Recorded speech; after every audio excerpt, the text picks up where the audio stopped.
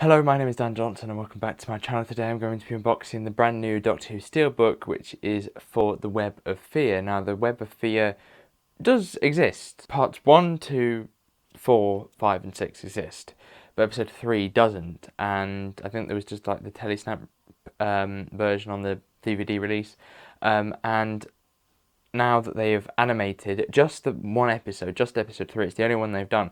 I thought that they'd at least do the whole thing to justify the release, but they haven't. They've just done the one episode. So all of the other episodes are just the surviving episodes, and then you have one animated episode. But this, to me, and I'll talk about this later when I talk about the animation and stuff like that, I just feel like this is a branching on point for them, a jumping off point for them, for the next few releases, like Evil of the Daleks. I think it's using the same animation style, because I think this was the test with just doing the one episode, so that one, they can make money off their test, and two, they could experiment with this new technology to use a kind of 3D model look instead of kind of 2D animation.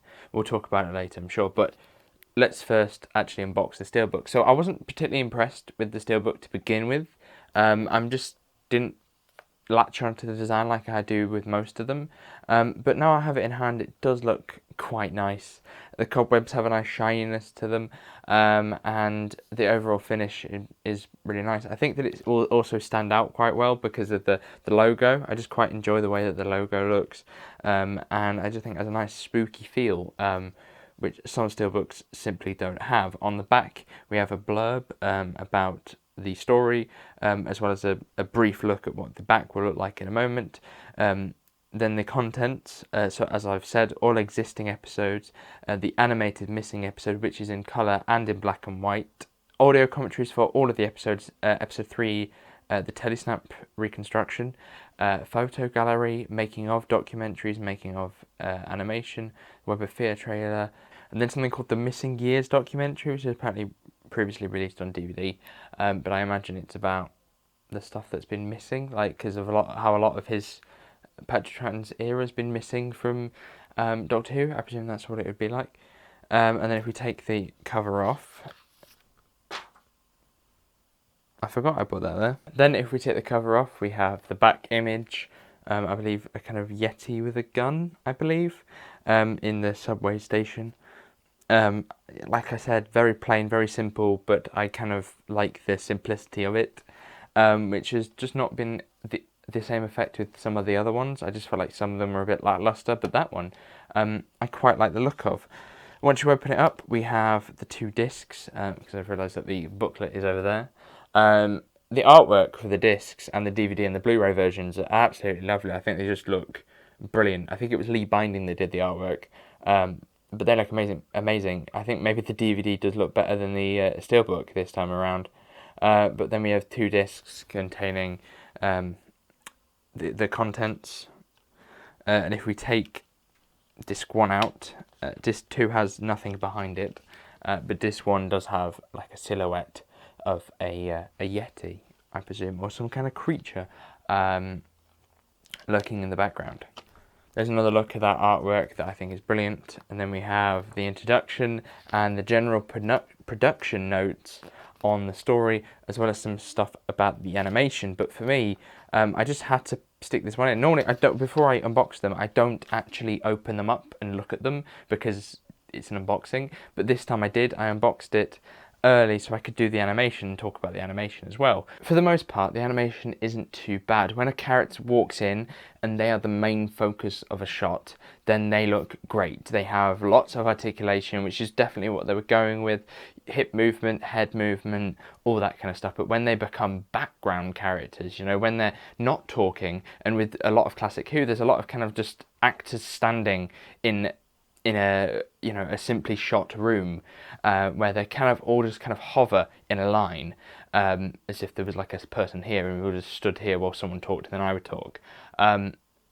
It looks kind of haunting, like they don't have souls, because once they come in they will do all this, and then once they stop talking they will completely stop and kind of have maybe subtle bits of movement. And there are moments when I notice that characters will look at each other or something like that, but I think that a lot of that is because of how Doctor Who was done, which made it feel quite awkward when you're watching the episode, because you have lots of characters kind of coming in full of energy and everything, and then that energy immediately going down until they start talking again.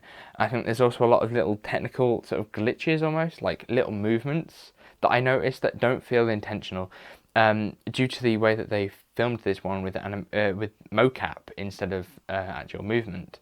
They mocapped off actors' performances, which would mean that there is some kind of weird technical data issue where I've noticed that characters kind of move a lot more than they should as they talk, or as they walk. They're sort of moving everything, which makes it feel very strange. Like, it would make sense because obviously it's taking someone's complete data of how they walk, but there is a sense that they are sort of doing it wrong, like they're too slow, and you know, the audio sometimes doesn't match up with the movements that they're putting in, as well, because obviously the episode doesn't exist.